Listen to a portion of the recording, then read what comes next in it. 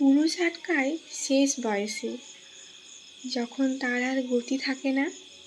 ছেলে মেয়েরা বড় হয়ে যায়, যার যার জীবন গড়ে নেয়।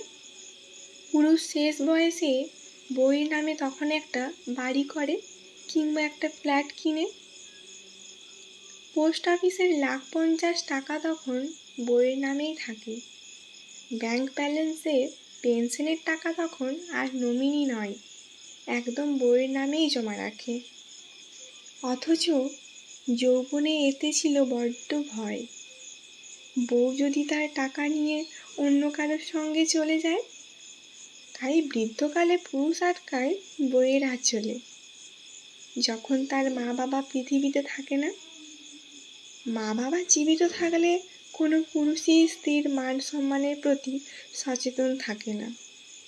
তখন তারা চিন্তা করে, বউকে বেশি ভালোবাসলে সমাজ যদি তাকে নিন্দা করে।